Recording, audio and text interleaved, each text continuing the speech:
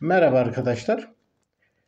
İnsan dilinin kökeniyle başladığımız videolar dizimizde insanın evrimiyle devam ediyoruz. İnsanın evrimini anlamadan insan dilinin kökenlerini ve gelişimini anlayamayacağımızı daha önce vurgulamıştık. İnsanı anlamanın yolu ise öncelikle insan toplumsallığını anlamaktan geçiyor. Yani bu anlamda insan toplumsallığının biyolojik genetik temellerini ortaya koyabilecek gelişmeleri tek tek ele almaya başlamıştık. Biliyorsunuz gibi bununla ilgili birkaç tane video çektik.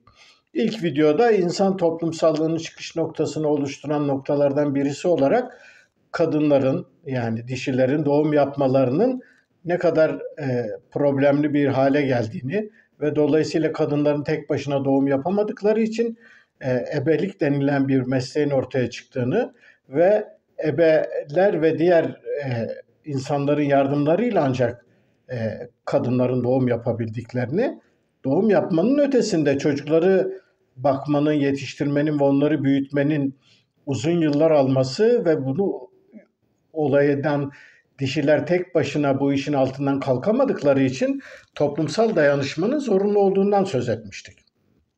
Şimdi toplumsal dayanışmanın zorunluluğunun bir parçası olarak insan topluluklarında yani gelişmiş bir primat türü olarak insan topluluklarında ortaya çıkan babalık adaptasyonundan söz etmiştik. Çünkü babalık adaptasyonu insan türü dışında diğer memelilerde hatta diğer hiçbir canlıda görülmeyen bir durum. Kuşkusuz kendi yavrularının bakımına yardımcı olan yavrularla yetiştirilmesiyle ilgilenen bazı hayvan türleri var. Özellikle de kuşlarda bu konuda çok çarpıcı örnekler var. Ama insan babaları gibi düzenli, bilinçli, kapsamlı ve istikrarlı bir biçimde çocuklarının korunması, bakımı, yetiştirilmesi ve soyun devamı ile ilgili çaba gösteren başka erkek bireyler yok. Dolayısıyla insan toplumsallığında babalık adaptasyonu çok önemli.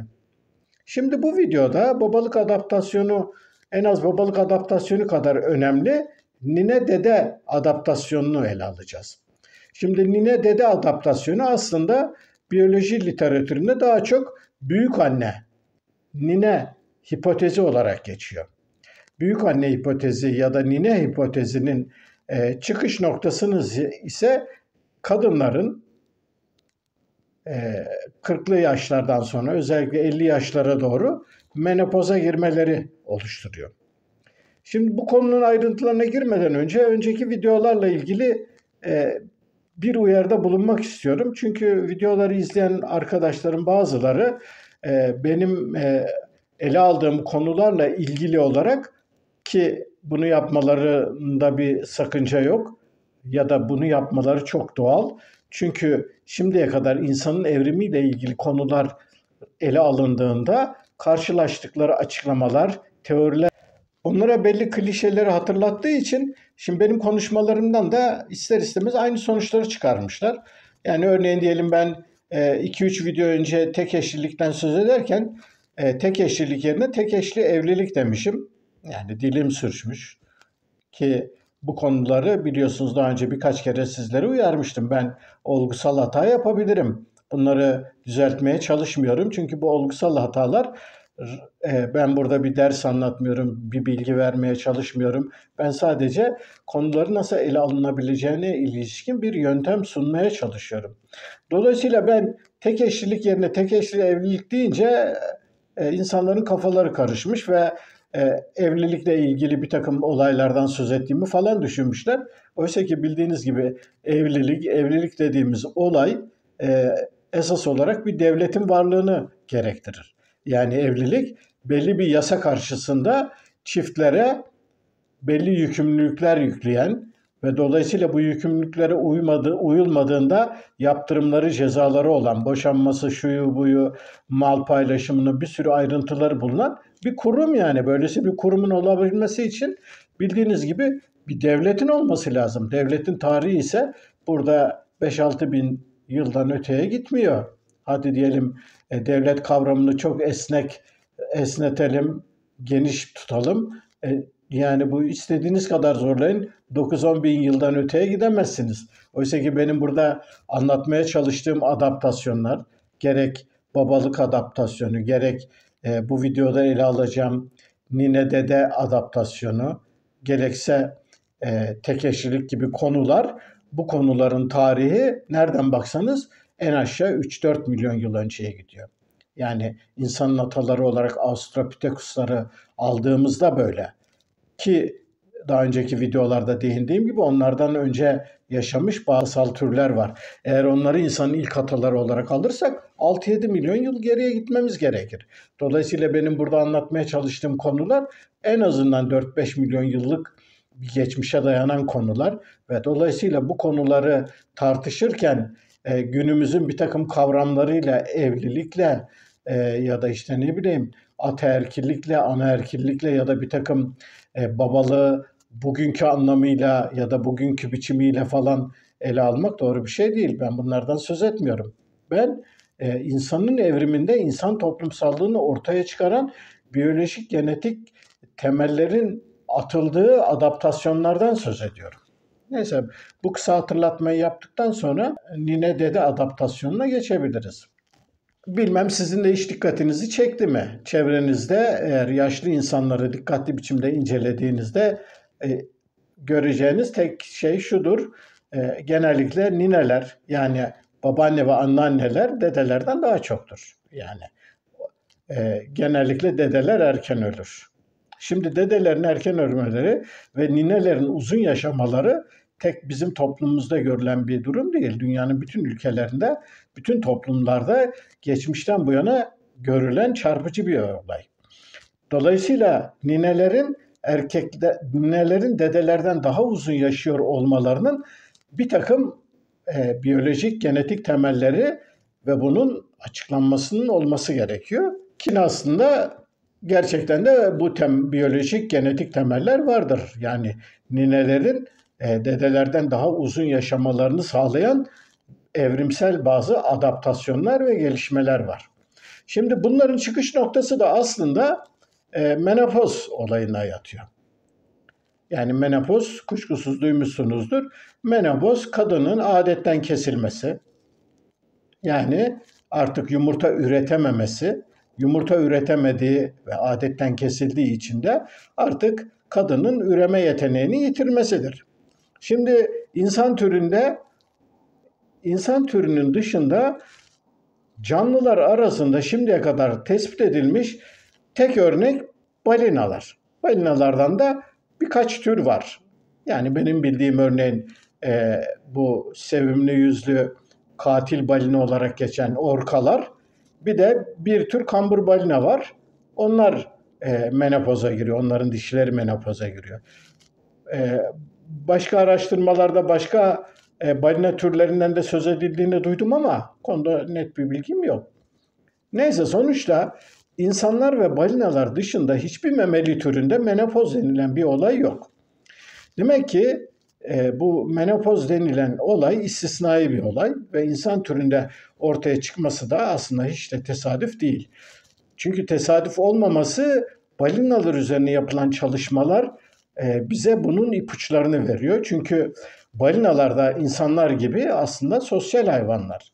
Yani balina dişileri genellikle 40 yaşından sonra menopoza giriyorlar. Menopoza girdikten sonra da 90 yaşına kadar yaşıyorlar. Yani balina dişileri 90 yaşına kadar yaşarken erkekler herhalde 60-70'i bile bulmuyorlar. Bu kadar yıl yaşıyorlar. Bu süre içerisinde bu yaşlı dişi balinalar sürüye önderlik ediyorlar. Yani önderlik etme dediğim avlanma bölgelerine götürüyorlar, nasıl avlanma yapılacağını gösteriyorlar. Kısacası sürüde bir tür bilge kişi rolünü oynuyorlar. Bilge kişi ve yönetici kişi. Şimdi kuşkusuz insan türünde aynı durumun geçmişte olup olmadığını bilmiyoruz. Ama en azından biz yakın dönemdeki mitolojik anlatılardan, efsanelerden, şunlardan bunlardan yaşlıların genel olarak toplumlarda saygı gördüğünü, örneğin yaşlı kadınların bilge, kahin olarak ve falcı olarak öne çıktıklarını, bir takım topluluklarda şamanlık gibi bir takım görevler üstlendiklerini ama dedelerin de en az onlar kadar toplumun yönlendiricisi, akıl vericisi ve her tür işleri düzenleyen, hatta belli kararların alınmasında doğrudan etkide bulunan kişiler olduklarını gösteriyor. Şimdi bu durum aslında milyonlarca yıl önceki insanın ataları olan türlerde bu şekliyle olup olmadığını tam olarak bilmiyoruz ama burada şuna bakmamız gerekiyor. Böylesi bir adaptasyonun insan türünde ortaya çıkmasının nedenleri ne olabilir? Buna ilişkin değişik teoriler var. Bu teorilerden birincisi örneğin aslında kadınların üremeye son vererek, yaşlı kadınların zindeliklerini koruduklarını, böylece de ömürlerinin uzadıklarını söylüyor. Ama bu teori bana pek mantıklı gelmiyor. Çünkü bu teori esas olarak evrim teorisinin işleyişine ve evrimin işleyiş mekanizmalarına pek uymuyor. Çünkü evrim esas olarak evrimin dikkatini verdiği, yoğunlaştırdığı ya da evrimde önemli olan gelişmeler esas olarak soyun devamına ilişkin gelişmeler ve soyun devamı da tek tek bireylerin sağlığıyla uzun ya da kısa ömürlü olmalarıyla ilgili bir şey değil. Evrim uzun vadede toplulukların üreme kapasitelerinin artması, yeni ve daha sağlıklı soyların gelişmesiyle ilgili süreçler ve mekanizmalara bakan bir süreç.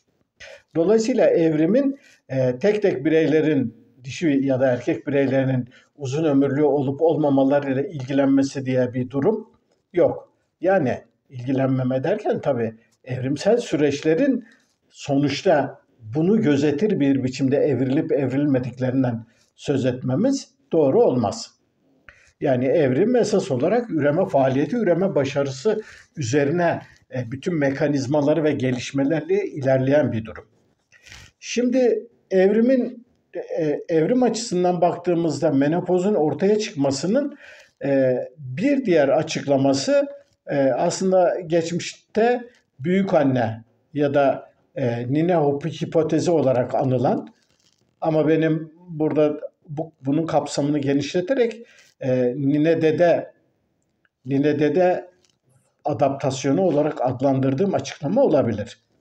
Şimdi bu açıklamanın dayandığı temel nokta da şu: nineler ve dedeler esas olarak üreme faaliyetine son vererek aslında kendi çocuklarının üreme faaliyetlerine, üreme sıklıklarını geliştirmek, onların çocuk yetiştirmelerine bakarak, yardımcı olarak onların çocuklarının sağ ve esen biçimde gelişmelerini, böylelikle topluluğun gelişmesindeki üreme başarısını artırmaya hizmet ettikleri içindir. Yani burada ne oluyor? Yaşlılar kendi üreme kapasitelerini yitirerek aslında toplumun genel olarak üreme kapasitesinin artmasını ve güçlenmesini sağlamaya çalışıyorlar ve dolayısıyla da bu da bir adaptasyon oluyor. Peki böyle bir şey gerçekten olabilir mi? Ya da evrim teorisi bilimsel açıdan mantıklı mıdır? Elbette mantıklı. Çünkü anımsayacağınız gibi geçmişte bu olaya ilişkin bazı örnekler vermiştim.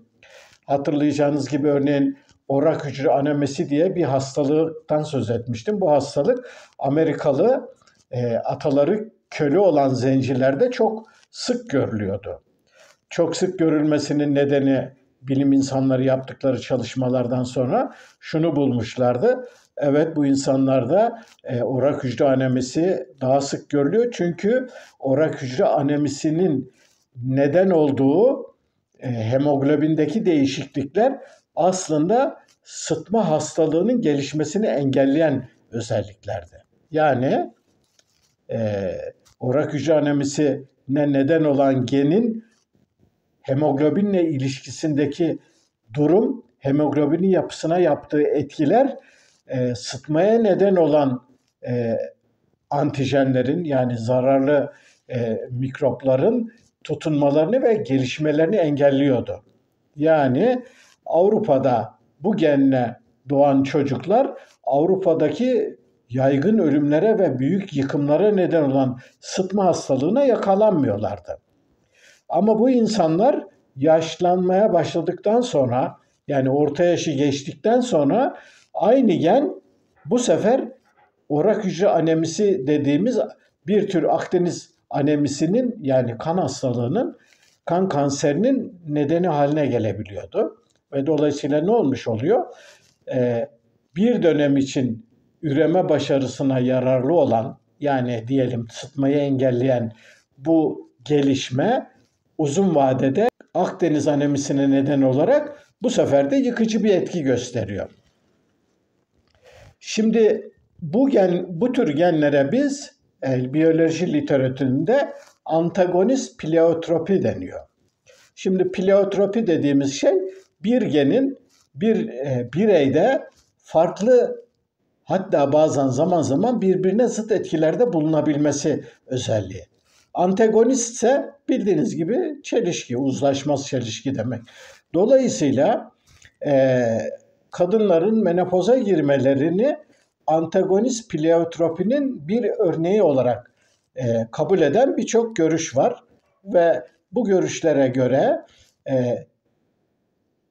insan türünün yaşlıları kendi üreme kapasitelerinden ve üreme verimliliklerinden vazgeçerek doğrudan bir biçimde kendi çocuklarının soylarının daha hızlı ve daha sağlıklı gelişmesine yardımcı oldukları için bu adaptasyon gelişmiştir ki bu oldukça mantıklı görünüyor. Aslında bunun mantıklı olmasının bir nedeni de şu, şimdi genel olarak memelilere baktığımız zaman memeli türlerinde yaşlı dişilerin çocuklarına yavrularına bakmaları, onları yetiştirmeleri oldukça sıkıntılı olabiliyor. Oysa ki diyelim bir yaşlı birey öldükten sonra onun yavrularına pek bakım olmadığı için yavrular kısa sürede hayatlarını yitirebiliyorlar. Yani hayvanlar dünyasında böylesi bir toplumsal dayanışma, başkalarının yavrularına bakma etme gibi şeyler var. Var ama çok sınırlı düzeylerde. Yani ancak belli topluluklarda ve çok özel belli koşullarda olabiliyor.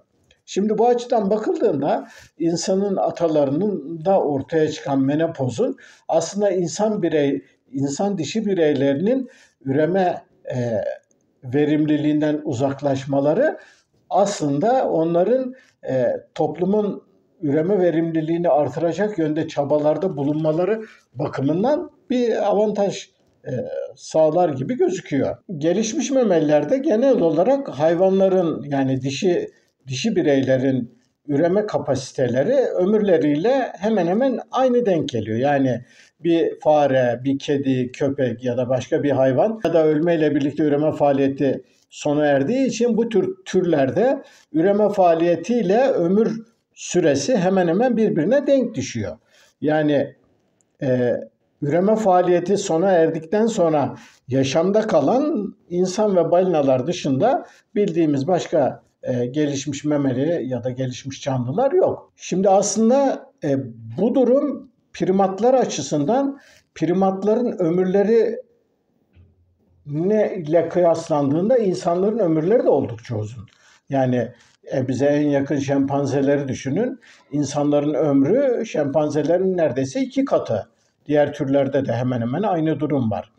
Dolayısıyla ama insan dişilerinin 40-50 yaşlarda menopoza girdikten sonra yaşadıkları süre 80-90 yıllık süreyi düşündüğünüzde bu sefer durum çok daha çarpıcı ve ilginç bir hale geliyor. Dolayısıyla insan türünde böylesi bir adaptasyonun çıkmış olması insan toplumsallığının önemli oluşturucu öğelerinden biri olarak ele alınması gerekiyor. Şimdi esas olarak kadınların menopoza girmesinden söz ettim ama biliyorsunuz menopozun bir benzeri erkeklerde de söz konusu. Buna andropoz deniyor.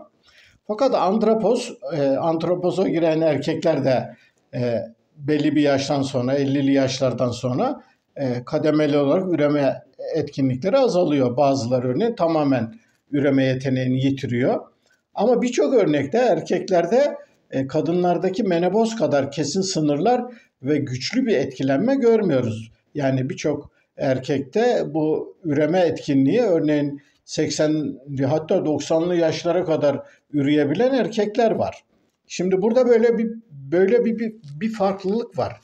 Şimdi bu farklılık aslında değişik bilim insanlarının yaptıkları çalışmalarda buna ilişkin farklı görüşler söyleniyor. Örneğin bir görüşlerden birisi şu. Şimdi kadınlar esas olarak kendi kızlarının çocuklarına bakarak e, üreme başarısına katkıda bulunmaya çalışıyorlar ve o zaman kendi genlerinin devamından emin olabiliyorlar. Ama örneğin kendi oğullarının çocuklarına, dedelerin kendi erkek çocuklarının çocuklarına baktıklarında anneannelerin kendi kızlarının çocuklarından emin oldukları kadar emin olamadıkları söyleniyor. Bu anlamıyla da erkeklerde andropozun bu kadar etkili ve etkili olmamasının bir nedeninin bu olabileceği söyleniyor. Fakat ben bu tür tartışmaların ayrıntılarına girmek istemiyorum. Çünkü bizim buradaki konumuz açısından aslında kadınların menopoza girmelerine paralel bir biçimde yaşlı erkeklerin, yani dedelerin de çocukların bakım ve korunması ve yetiştirilmesine katkıları azımsanmayacak bir durum. Çünkü yaşlılarla toplumun ilişkisi her zaman tartışmalı bir durum olmuştur. Nasıl tartışmalı durum olmuştur? Örneğin geçmişte öyle toplumlar vardır ki bu toplumlarda yaşlılar belli bir yaşa geldikten sonra kendileri toplumdan ayrılırlar, giderler belli bir uçurumdan kendilerini atarlar ya da bir dağa gitmek zorundadırlar. O dağda vahşi hayvanlar falan vardır. Öyle ölüme terk edilirler.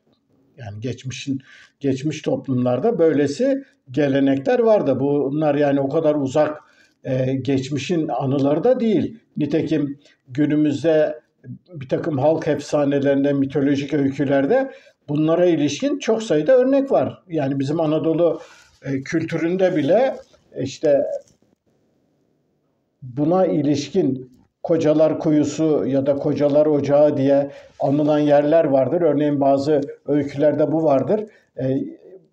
Bir erkek babasını buraya götürmeye gider. Gitmeye yakın yolda oğlanın ayağı sürçer ve yere düşer. Babası buna güler. Çocuk da der ki ya baba niye güldün falan der.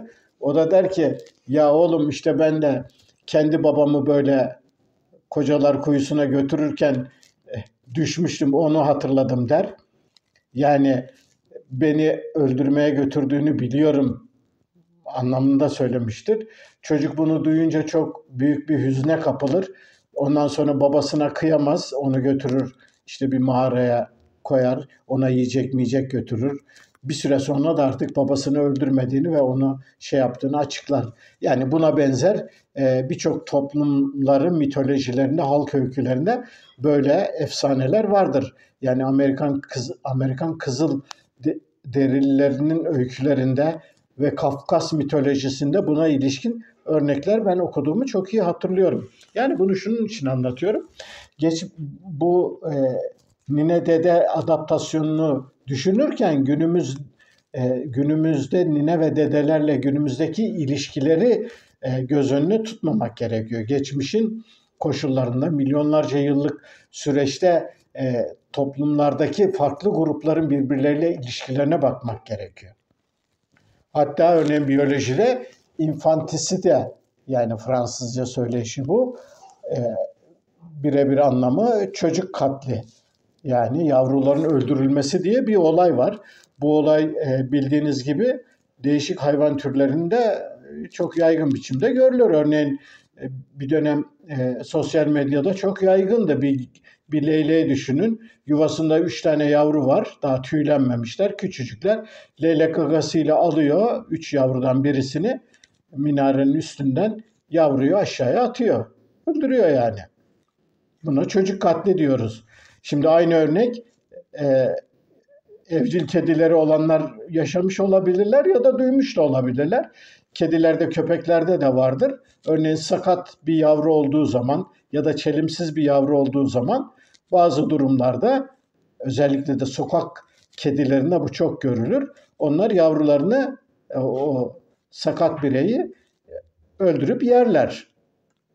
Yani çocuk katli kedilerde, köpeklerde de vardır. Yani doğada böyle çok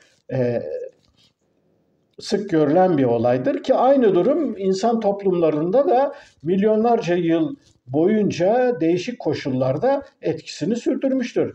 Yani kaynakların sınırlı olduğu, güçlü güçlü bireylerin yetiştirmeye elverişli olmayan koşullar olduğunda toplumlarda bu tür yaşlıların öldürülmesi ya da çocukların öldürülmesine ilişkin örnekler vardır. Hatta bazı tarihi dizilerde, Vikingler gibi bu tür dizilerde bu tür örneklerin olduğundan söz edilir. Ben dizileri izlemediğim için bilmiyorum ama o dizilerde bu anlattığım türden olayların olduğu söyleniyor.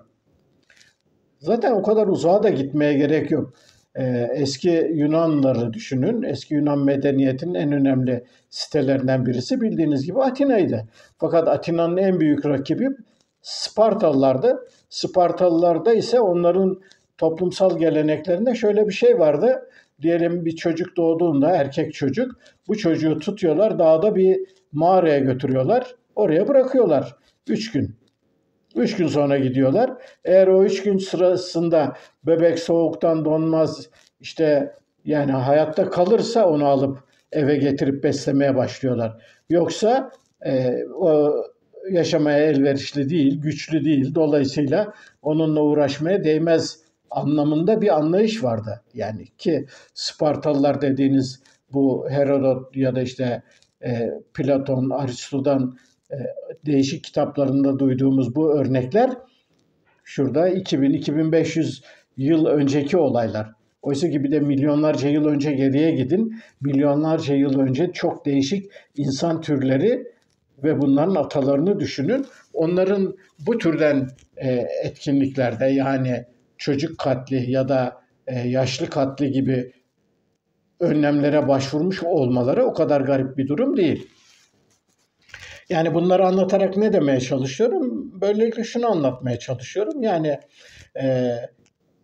nine dede adaptasyonunun oluşması aslında toplumların gelişmeleri bakımından insanın atalarının geliştirdikleri belli adaptasyonların bir sonucu olarak ortaya çıkan durum. Nine dede adaptasyonunun gelişmesinin hangi koşulların zorladığı, böylesi bir adaptasyonun neden ortaya çıktığı ya da bunun mekanizmaları neler olduğuna ilişkin tartışmalar, araştırmalar ve çalışmalar sürüyor. Fakat daha önceki bazı videolarımızda bazı konularla ilgili olarak yaptığımız gibi aslında bu konunun ayrıntılarına girmeyeceğim. Girmeme gerek yok. Çünkü birincisi ben biyolog değilim. Zaten burada biyolojiyle ilgili ders vermiyorum ve en önemlisi size belli konularda bilgiler vermeye çalışmıyorum. Burada insanın evrimini, insan dilinin kökenlerini ve insanın kökenlerini araştırmaya çalışıyoruz. Dolayısıyla böylesi bir olgunun var olması, yani kadınlarda menopoz, erkeklerde andropoz denilen biyolojik olguların varlığını göz önüne tutarak bunlardan evrimsel süreçte insanın toplumsallığının gelişmesinde bunların oynadığı rollerin neler olduğunu araştırmak bizim için daha önemli. Dolayısıyla ben insan dişilerinde menopozun, erkekte andropozun neden geliştiğine, buna neyin yol açtığına ilişkin tartışmalara girmeyeceğim. Bu konuda değişik tartışmalar var, değişik görüşler de var. Bu görüşlere ilişkin tartışmalar ve eleştiriler kuşkusuz devam ediyor ama bizim ele aldığımız konular bakımından bu o kadar önemli bir şey değil. Şimdi aslında buna bağlı olarak, yani bu verdiğim örneğe bağlı bir başka durum da şu olabilir. Örneğin şimdi insanın evriminde geldiğimiz noktada bugünkü en can alıcı sorun aslında şu. Bizim biyolojik yapımız, vücudumuzdaki değişik organların işleyişi, dokular, her şeyin genetik yapımız milyonlarca yıllık evrimsel süreçte doğanın bir parçası olarak doğada yaşayan bir gelişmiş memeli türün yaşam mücadelesini başarılı kılmaya yönelik adaptasyonlarla belirlenmişti. Fakat özellikle antroposen çağına girmemizle birlikte, ki antroposen çağının geçmişini farklı tarihlere atmıştık ama bu kabaca ben sanayileşmeden sonra, yani o 18. yüzyıldan 17. 18. yüzyıldan sonrasını başlatırsak son 300-400 yılda gelinen aşama ve özellikle de geçen yüzyılda sağlanan başarılardan sonra artık insanlık farklı bir noktaya geliyor. Yani bu farklı nokta, insanlık kendi evriminin ne yön verebilir, kendi evriminin koşullarına belirleyebilir ya da yönlendirebilir bir noktaya geldi. Şimdi buna bağlı olarak diyelim çocuk ölümlerinin kontrol altına alınması, doğumların artık daha olumlu bir biçimde sonlandırılabilmesi, doğumdan önce ve doğumdan sonra yavruya müdahale yeteneklerinin gelişmesi ve benzeri ve insan ömrünün her çeyrek dilimle birlikte 25 yılda bir sistemli olarak artmasını, bütün bunları göz önüne tuttuğumuzda şimdi kadınların ve ninelerin ve dedelerin hayatta kalmalarının insan bireylerinin üreme kapasitelerini geliştirmesini ve ne yönelik olumlu etkilerini şimdi biz farklı bir boyutta geldiğini göz ardı etmememiz gerekiyor. Yani bugün örneğin özellikle de Batı toplumlarının sıkıntısını yaşadıkları durum budur. Şimdi Batı toplumlarında örneğin yeni çocuklar pek doğmuyor. Doğanlar da geç ölüyor. Örneğin Batı toplumları yaşlı toplumlar. Çok yaşlı toplumlar ve bu yaşlı toplumlarda bu yaşlı bireylerin artık toplumun üremesinin, toplumsal üremenin hızlandırılmasına da gelişmesine bir katkıları yok. Dolayısıyla bundan sonra menopoz ve andropoza bağlı olarak yaşlı insanların durumlarıyla toplumların geleceğine ilişkin ilişkiler farklılaşmak zorunda. Giderek de farklılaşıyor. Dolayısıyla ne olacak? Bu sefer bu adaptasyon kendisini başka adaptasyonlara bırakmak durumunda kalacak. Bunların hangi yönde olacağını da dünyadaki toplumsal eşitsizliklerin nasıl biçimlendiği, toplumların ne yönde evrileceklerine bağlı konular. Dolayısıyla meseleye bu yönleriyle bakıldığında şunu anlatmaya çalışıyorum. Yani nine dede adaptasyonunun sanki değişmez bir kanunmuş gibi toplumlara dayatıldığı ve bugünkü gelişmeleri de burada benim anlatmaya çalıştığım ilkeler ve konumlardan hareketle değerlendirmek gerektiğini düşünmemek gerekiyor. Yani yakın gelecekte nine dede adaptasyonunun sonuçları bundan 5-6 milyon yıl önce oynamış oldukları rolden çok farklı bir noktaya gelmiş olabilir. Ama bizim şimdiki araştırmamız açısından sorunumuz bu değil. Çünkü bizim çıkış noktamız hepinizin bildiği gibi insan dilinin kökenini araştırmaktır. Biz insan dilinin kökenini araştırırken insanın evrimini araştırmak zorunda olduğumuzu tespit ettik ve insan evrimini araştırırken de insan toplumsallığını anlamak zorunda olduğumuzdan söz ettik.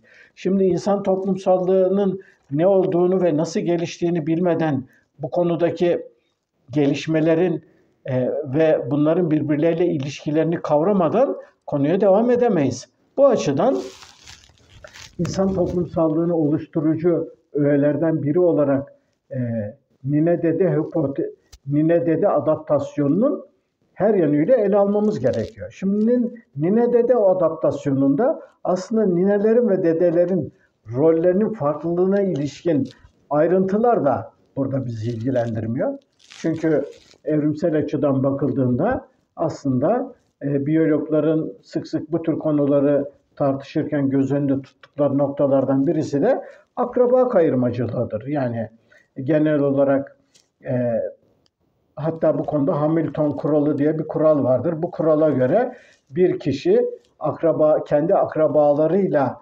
akrabalık derecesine bakarak onunla ilişkisini belirlediğini söyleyen bir kuraldır. Ve buna ilişkin çok kapsamlı ve ayrıntılı tartışmalar var. Tartışmaların olduğu noktada bildiğiniz gibi eleştiriler de var. Ama bizim şimdi bu eleştirilere girmemize gerek yok. Çünkü bizim burada ele aldığımız nokta insan toplumsallığının hangi boyutlarda ve nerelerden uç verdiğini ortaya koyabilmek.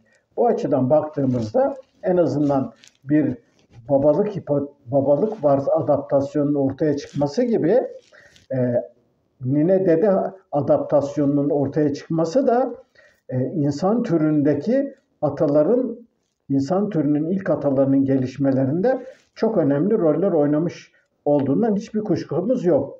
Çünkü bu şekliyle ancak topluluk kendini yeniden üretebiliyor. Şimdi nine ve dedelerin rolünü anlamak açısından şuna dikkat etmemiz gerekiyor. Örneğin bugün doğadaki normal koşullarda, yani doğal koşullarında yaşayan bize en yakın primatlar olan şempanzeler ve bonoboların yaşantılarına bakalım. Bir şempanze ya da bonobo dişisinin yaklaşık 2 doğum arasında geçen süre 5-6 yıl. Yani bu şempanze dişileri ve bonobo dişileri yaklaşık en az 3-4 yıl yavrularını emziriyorlar. Daha sonra yavruları emzirmeleri demek aslında bu dişilerin daha sonra yeniden hamile kalmalarını engelleme yolunda önemli bir önlem. Yani bu nereden kaynaklanıyor? Bu aslında şuradan kaynaklanıyor.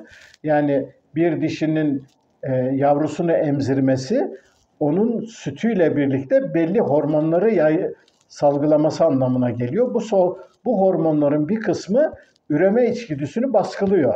Üreme içgüdüsünü baskıladığı için primatların çoğunda yavrularını emziren dişiler bir daha yumurta yapamıyorlar. Yapamadıkları için de kızgınlaşmıyorlar. Kızgınlaşmadıkları için de üreme sürecine, üreme döngüsüne girmiyorlar. Fakat bu durum insan türünde değişmiş durumda. Yani hepinizin bildiği gibi insanlarda örneğin belki de sizin aranızda da vardır.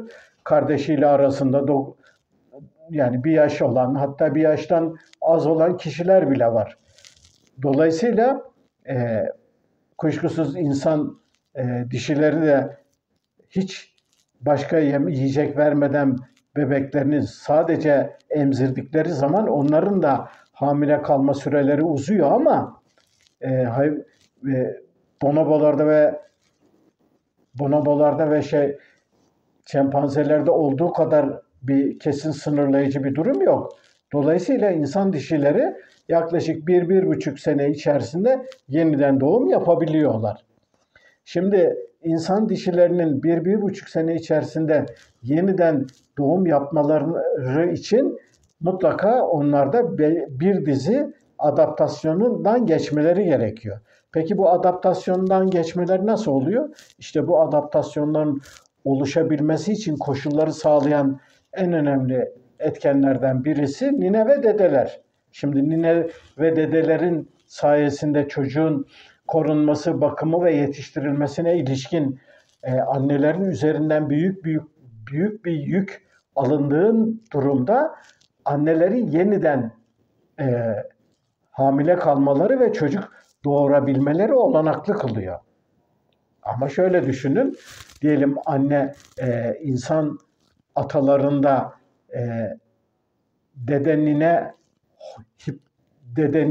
nine dede adaptasyonu olmamış olsa, insanın atalarında bu adaptasyon gelişmemiş olsa, dolayısıyla kısa vadede hemen doğum yapabilecek kadınlar çocuklarına bakamazlardı. Yani dişiler.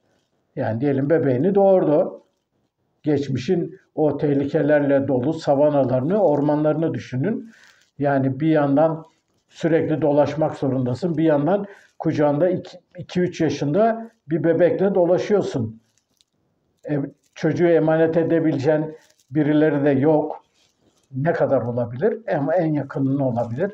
Hadi diyelim babalık adaptasyonu var. Babaya güveniyorsun ama baba da avlanmak zorunda ya da birlikte sürekli olarak şey yapamıyorsunuz.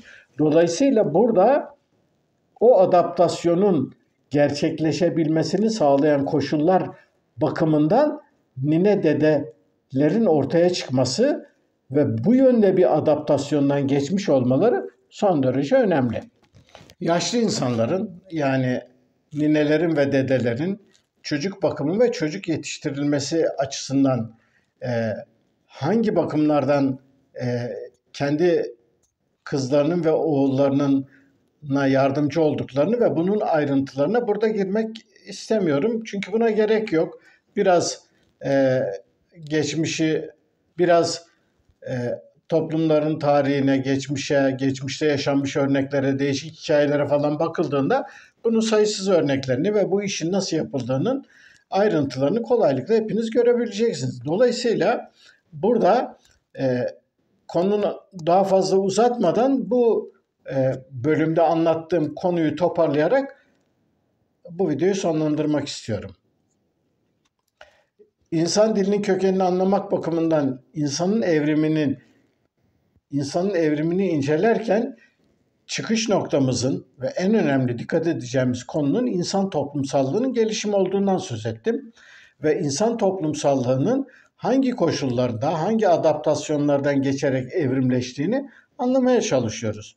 Buna ilişkin olarak insanın ayağa kalkmasıyla birlikte kadınların doğum yapma ile ilgili yaşadıkları sıkıntıları, doğum yapmak için ebelik kurumunun ortaya çıkmasını, ebeliğe bağlı olarak insanların doğum yapan kadına yardımcı olmalarını, en önemlisi sadece doğumla sürecin bitmediğini, doğumdan sonra uzun bakım süreci içerisinde çocukların yetiştirilmesine kadınlara yardımcı olacak değişik insanların ortaya çıkmış olmalarının önemli olduğundan söz etmiştim.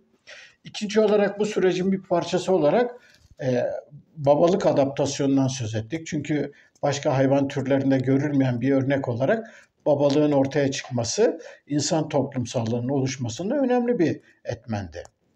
Bu videoda da bu iki gelişmeyi tamamlayacak üçüncü bir unsur olarak nine ve dedelerin ortaya çıkmasını, yani nine ve dede kavramlarıyla birlikte, nine ve dede kavramlarının ortaya çıkmasıyla birlikte bu adaptasyonun neden ortaya çıktığı, nasıl tutunduğu ve hangi sonuçlara yol açtığını anlatmaya çalıştım. Şimdi dolayısıyla insan toplumsallığını kavramamız açısından bu biyolojik, genetik temelli adaptasyonları neler olduğunu araştırmaya devam edeceğiz.